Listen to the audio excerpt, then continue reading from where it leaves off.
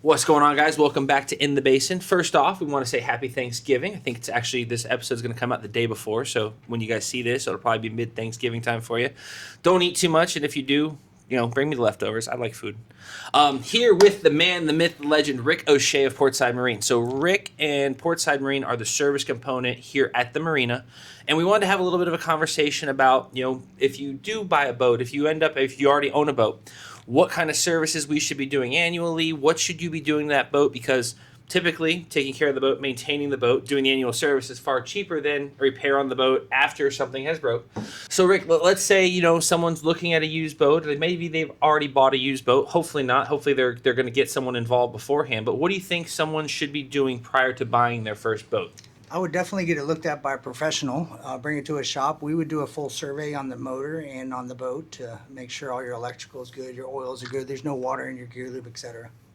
So basically, make sure there's nothing wrong with the boat prior to purchase, because what's you want to do is buy someone else's repair bill. Absolutely. On the world of we always talk about, you guys know my standpoint, no inboard outboards, no stern drives. I don't play. Do you guys even work on that stuff anymore? We don't work on inboards. We're Mercury, Yamaha, and Suzuki. So the three big major brands. Something else we've been talking about, and you guys, we know the saying, the two best times of a boat owner's life, day he buys, day he sells. But I feel like a lot of that has gone away with the newer four-strokes. The newer four-strokes, we've seen them, 4,200 hours on one that's come in here before. With the newer four-stroke stuff, let's say someone bought a new boat, even a used boat that's been well-maintained. What is the maintenance procedure now? People think that they have to spend thousands in basic maintenance every year. What is maintenance once a year? Well, we do what's called a silver service and a gold service. So basically the silver is your basic oil change, filters, spark plugs, like that. You're looking, $600-700 range. Perfect. Where every other year, every 300 hours, you're looking at doing a bigger service, which is the gold, which is water pumps, internal anodes, and the more extensive parts. So for the most part now, with these newer four-strokes, Yamaha, Suzuki, Merc, I can't say bad about any of the three. They all have their better motors, their motors that have, I'm going to say problems, but we're talking like little paint corrosion issues. Like, we really don't see major failures on any of the major brands anymore. But as long as they come in for a basic service annually, these guys are out there just running their boats, having a great time. They don't have the manifolds, the risers, all the crap we used to have with the old stern drive stuff. On the new boat side, let's say someone just bought a new boat, maybe they didn't get educated by who they bought their boat from. What is the procedure starting from new? Let's say they bought something with a newer four-stroke or a brand new four-stroke, obviously. What is the procedures laid out from there? Well, initially you're going to have your first 20-hour service. Gotcha. And that's your oil changes, and then after that it's your 100-hour service, and then you just annually do all your services. So, and I try and instruct people, and maybe you'll think of this too. Like, I try and tell people to try and get that first 20-hour, because once you get that first 20-hour, it's every 100 hours or annually after that, whichever comes first, and try and schedule that for February. Because let's be honest, come May, June, July, August, you guys are running 2, 3, 4 weeks in the hole. Some guy's boat, the battery's not working because they haven't started it in 6 months. So if we try and get those services set up in February when it's cold, you guys typically aren't that busy. If the boat's here for 2-3 weeks, it doesn't hurt anybody. Would you say that kind of makes sense? That way you guys have some more time with it? Yeah, definitely. You'll be in and out a lot faster during the winter months.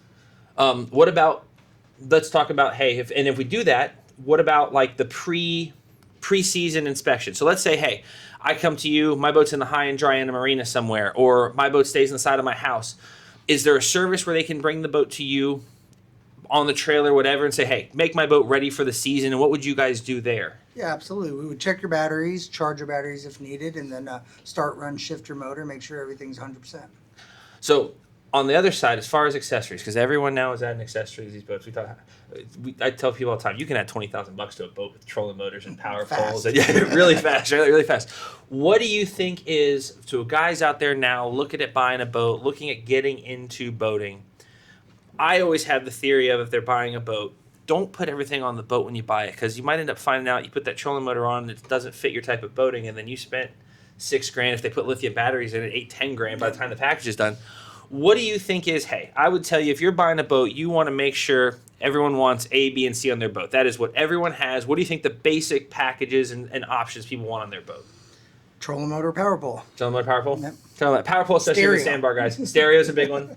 Screens. You have a preferred screen? What is your electronics package of choice? I mean, they're all basically user friendly. I would go Garmin. I like Garmin stuff. Yeah. I like. Don't get me wrong. My last boat had a sim ride. It does great. Like I think it's like iPhone, Android. Like it's like you just Yeah. use what you know. You probably have Garmin on your boat, which is why you said that.